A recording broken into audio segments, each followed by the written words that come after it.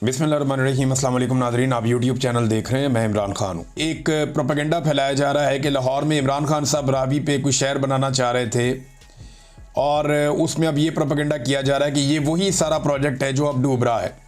तो आप याद रखें कि इमरान खान साहब ने रूडा बनाया था जो अभी भी मौजूद है। रावी अर्बन डेवलपमेंट ये एक पूरा प्रोजेक्ट था।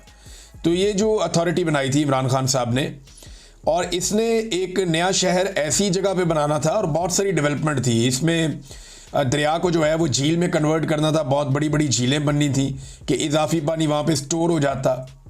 उसके अलावा इन्होंने वहाँ पे मल्टी स्टोरी बिल्डिंग्स भी बनानी थी और जंगलात भी लगाने थे और जो माहौल है उसको भी महफूज रखना था। और जो ऊंचे इलाके हैं, जो रावी के वो वाले बैंक्स हैं जो ऊंचे हैं, वो दरिया के पेट को खुला छोड़ते हुए उसके बाहर जो है वो इन्होंने तामीरात करनी थी। और इसके लिए ज़रूरी था कि ये ऊंचे एरियाज़ के अंदर कंस्ट्रक्शन की जाती और शहर को इस तरफ ले जाते, और जो निस्बतन नीचे वाले एरियाज़ हैं जिन्हें आप दरिया का पेट कहते हैं, उन्हें महफूज रखा जाता ताकि दरिया अपने कुदरती रस्तों से गुजर जाता। अब हुआ ये कि इमरान खान साहब का प्रोजेक्ट तो अभी भी चल रहा है, उसके ऊपर जाके नंबर टांग लेती है। कभी मरीम नवाज जाके वह अपनी फुटेज बना लेती है, कभी कुछ और कभी कुछ और अब सैलाब आया है और ये बहुत बड़ा सैलाब है। तो उसके बाद जिन सोसाइटियों को इमरान खान साहब मना कर रहे थे ना कि इनको एनओसी नहीं देना, उनके अंदर पानी घुस गया है। इमरान खान साहब ने क्या कहा था, मैंने ये आपको पिछले वीलॉग में सुनाया कि इमरान खान साहब ने कहा कि अलीम खान का प्रॉब्लम ये था कि उसने एक बहुत बड़ी ज़मीन खरीद ली थी दरिया के अंदर, यानी वो दरिया का इलाका है, दरिया की ज़मीन है जिसे अलीम खान ने ख़रीद लिया था और वो वहाँ पे ग्रीन एरिया को ब्राउन एरिया में कन्वर्ट करना चाहता था। और ये करते हुए वो वहाँ पे अपनी रेजिडेंशियल सोसाइटी को एक्सटेंशन देकर अरबों रुपया कमाना चाहता था।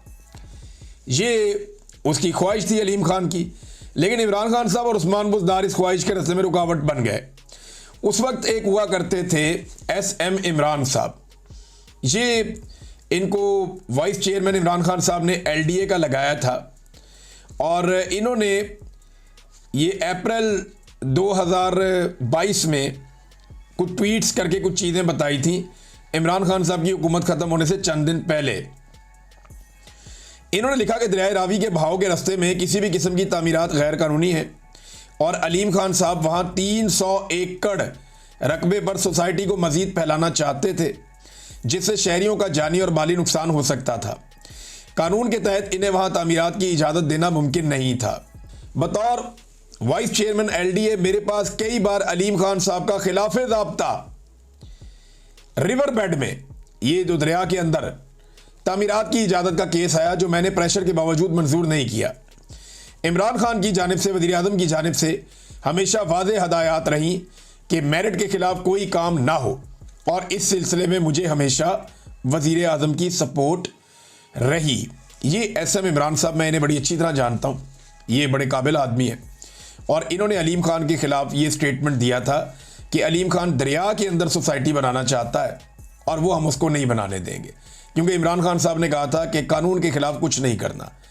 और उस दौर में एक बंदे को ट्रांसफ़र भी करवाया गया, कई बंदों के ऊपर उन्होंने चढ़ाई भी की, लेकिन इमरान खान माने नहीं। फिर जनाब उस्मान बुज़दार की हुकूमत गिरा दी गई। हमजा शहबाज की भी यहाँ पे आसपास कुछ मिलते जुलते लोगों की, उनके करीबी लोगों की वहाँ ज़मीनें और भी थी। तो अभी हमजा शहबाज ये करने वाले थे कि उनकी हुकूमत गिर गई। फिर आ गए परवेज़ इलाही साहब, और इमरान खान साहब के होते हुए तो परवेज़ इलाही साहब भी ये नहीं कर सकते थे, लिहाजा फिर इन्हें इंतज़ार करना पड़ा। और जब मरीम नवाज वज़ीर आला पंजाब बनी तो अलीम खान को उन्होंने वो NOC दे दिया जिस NOC के लिए अलीम खान मारे मारे फिर रहे थे। अलीम खान साहब एक दिन उतरे लाहौर एयरपोर्ट पे और इमरान खान साहब की हुकूमत गिरने से पहले वो पहुंचे सब्तैन खान के पास। सब्तैन खान साहब वो शख्सियत है जो इमरान खान साहब के बहुत करीबी दोस्तों में से एक हैं। वो उनके पास पहुंचे और बड़ा उनका साथ रहा इमरान खान साहब के साथ, लेकिन अब वैसे नहीं है क्योंकि वो भी कंप्रोमाइज़ बाद में उनको होना पड़ा, उनके हालात ऐसे हो गए। सब्तैन खान साहब के बाद ये उनके घर जाते हैं और जाकर कहते हैं कि वक्त आ गया इमरान खान से बदला लेने का। इमरान खान के दौर में मैं भी गिरफ्तार हुआ हूँ और अंदर गया हूँ और आप भी गिरफ्तार हुए और अंदर गए हैं, आओ मिलकर इमरान खान से बदला लेते हैं और पंजाब हुकूमत भी गिराते हैं और वफाकी हुकूमत भी गिराने में मदद करते हैं। तो उस वक्त सब्तैन खान ने इस बात से इनकार कर दिया था।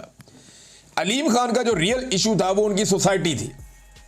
वो ये चाहते थे कि कुछ भी करके उन्हें ये 300 एकड़ बेचने की इजाज़त मिल जाए, वो यहाँ पे चाइना कटिंग करें, यहाँ पे सड़कें बनाएं, यहाँ पे रास्ते निकालें और प्लॉटिंग करके लोगों को बेच दें।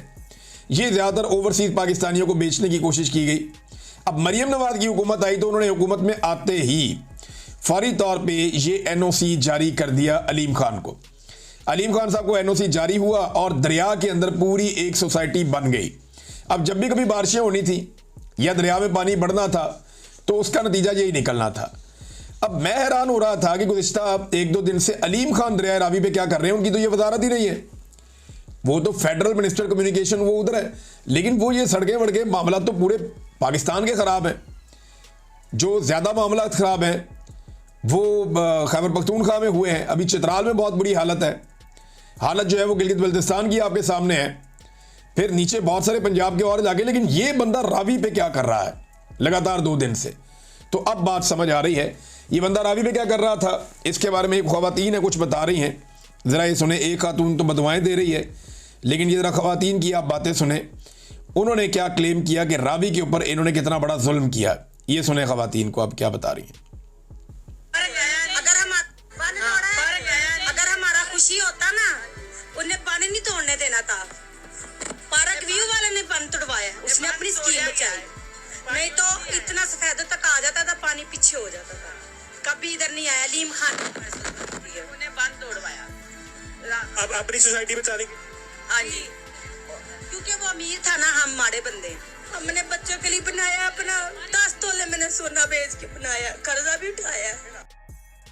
बात सुने ख़वातीन की, वो कह रही 10 तोले सोना भी बेच दिया, कर्जा भी उठाया, गरीब आबादी के अंदर अपना घर बनाया। हम गरीब थे ना तो हमारा बंद तोड़ दिया। ये फिर इसका मतलब है अलीम खान साहब दरिया के अंदर जो घूम रहे थे, ये बंद तोड़ने के चक्कर में घूम रहे थे कि मेरी सोसाइटी बच जाए। क्योंकि देखें ना, जब आप पानी को फैला देते हैं आबादियों में और उसको मुख्तलिफ रास्ते दे देते हैं तो फिर वो कुछ जगह महफूज भी हो जाती हैं ना। तो अपनी सोसाइटी को बचाने के लिए मुबैना तौर पे जो ये ख़वातीन कह रही हैं, एक और ख़वातीन भी रो रही थी, उनकी भी मैं वीडियो सुन रहा था, वो तो बदवाएं दे रही हैं बेचारी। ये सुने आप।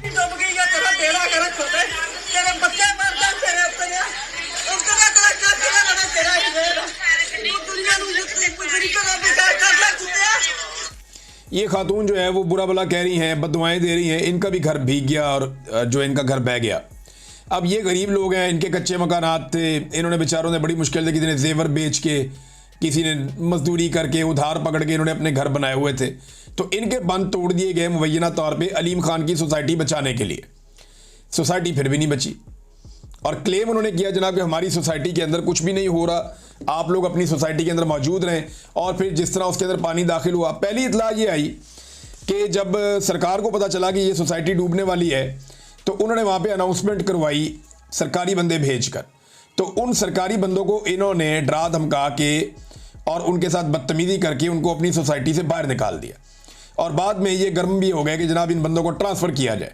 सुना 1-2 लोगों की ट्रांसफ़र भी होगी, वहाँ पे काफ़ी बदतमीज़ी अलीम खान के लोगों ने की। अब तक के लिए इतना ही, अपना ख्याल रखिएगा, अपने चैनल का भी। अल्लाह हाफ़िज़।